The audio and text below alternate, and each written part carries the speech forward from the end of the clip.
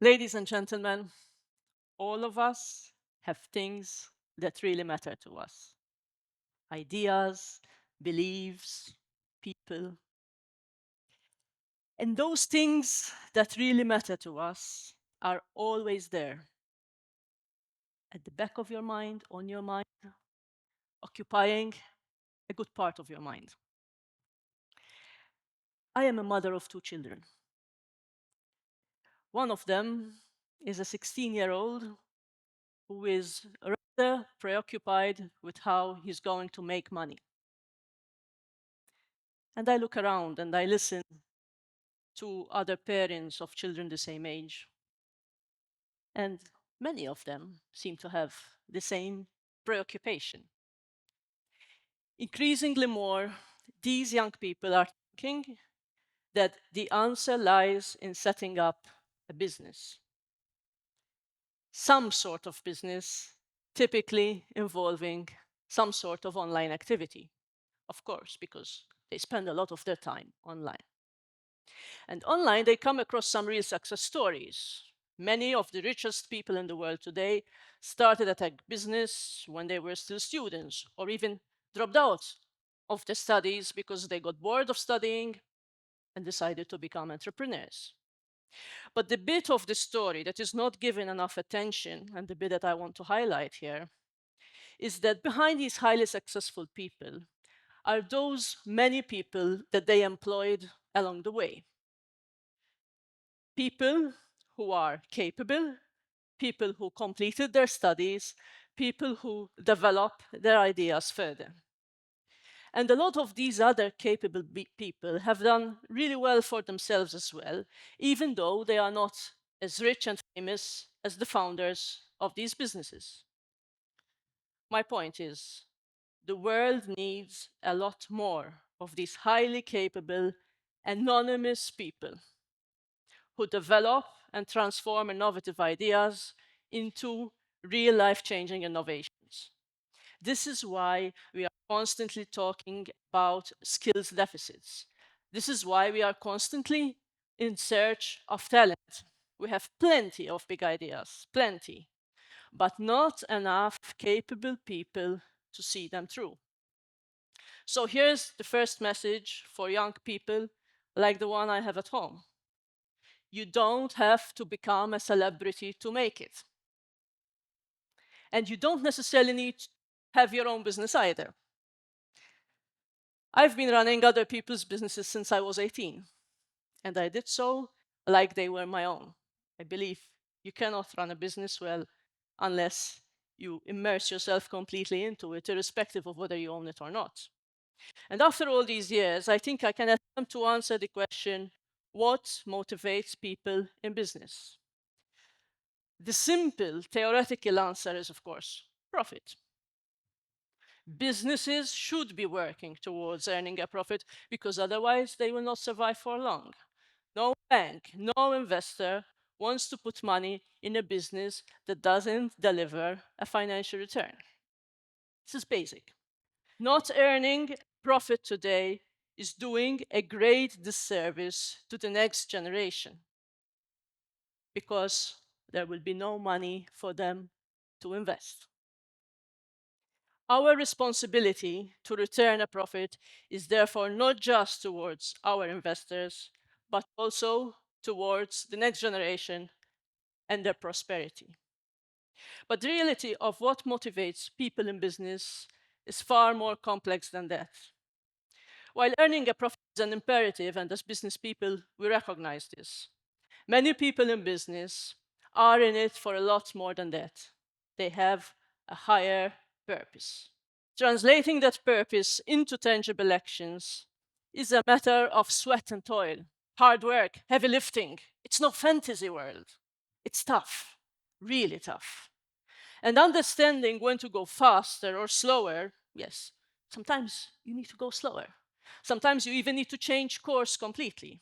You need to think about your colleagues, your employees, your customers, your suppliers, of course, the aspirations of your competitors. And at some point, if you own a business of your own, you also need to think about what your children's aspirations are. In today's developed world, we have a lot of everything, but maybe not enough of what we really want. Maybe we don't even know what we really want. Being a good entrepreneur is a lot about being very observant, about making the effort to understand, especially the things that people don't say, those wishes that they have not even verbalized themselves. It's about mind reading, foresight, anticipation. In the business world, we call it strategy. Careful planning to achieve long-term goals under conditions of uncertainty. In more practical terms, it's about mapping cause-effect connections across space and time. And at this particular point in history, we have a lot more of this uncertainty to deal with than we could ever wish for, really. From climate change to shifting geopolitics to the tech revolution, it's all there to challenge us. And it's all there to make us hang on tighter to that higher purpose. Having a growth mindset is not necessarily about bigger numbers, but about how you deal with challenges and setbacks. It's about how you make the obstacle the way. This requires stamina, having purpose for the longer haul.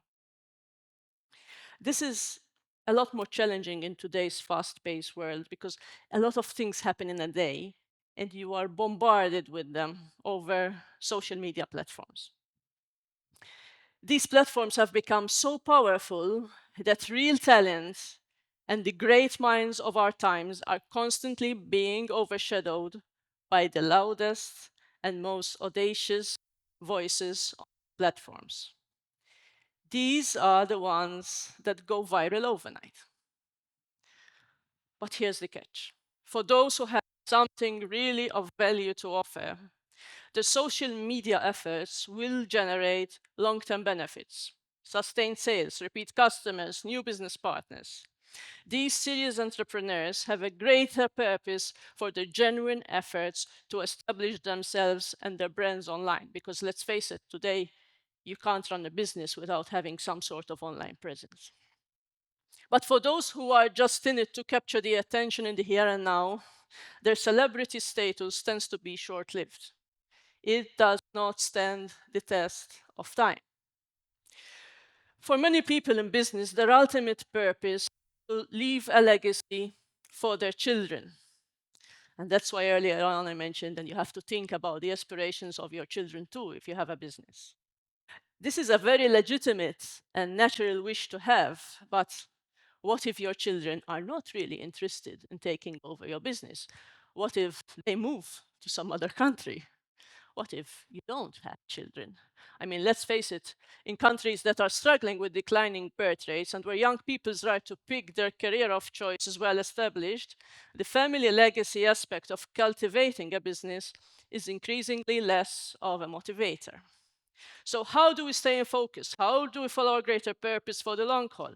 Where does that stamina come from? It is passion, ladies and gentlemen, pure passion. When passion meets reason, then purpose can be sustained. This is essentially the essence of the message I want to convey to you tonight. When passion meets reason, then purpose can be sustained. I find passion to be key in building those powerful social connections that make it possible to grow something good in a sustainable and enjoyable way. Yes, it needs to be enjoyable. It is what breeds that all-important value, which is trust. It is what makes our experience of life and of business truly human, truly authentic. And it is what inspires others to join our troop, because let's face it, nobody can do it all alone. In those difficult moments, and in business, you get a lot of them. When a dose of disengagement is required for your sanity, it is the people around you who reignite your passion, who help you stay on the course of your higher purpose. So you really need to make sure to surround yourself with people who fuel your passion. Understanding people's aspirations, thinking strategically, finding purpose, fueling passion, building those meaningful connections, breeding trust, inspiring others, valuing authenticity, putting all this together to generate tomorrow's prosperity. This is what business should be truly about. It is what I hope will inspire people to engage in business, whether as business owners themselves or as key people in other people's businesses. Of course, this is all about mindset, having the right mindset. Beware, the next very important thing is the people around you, the people you attract, the people who set you back on track when mindset falters. And I have to say this, we don't acknowledge the people around us enough. We live in a society that likes the front man or woman. In most cases, it's a man, though, we know it. We have this cult personality culture.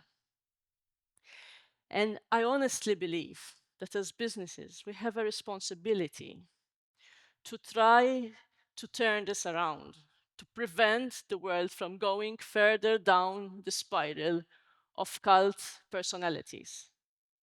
And the only way to do that is to communicate very clearly to the world out there that, look, there's an army behind us. It's not just the front men. And therefore, to make it, you don't necessarily have to be the front man, the celebrity, the guy everyone knows about. You have to be part of that team. And the transition from matter to mind is actually in this, in the way we relate to each other and in the way we acknowledge that the way we relate to each other makes us human. It is the key to success. It is the key to finding passion, purpose, and meaning in life. Thank you.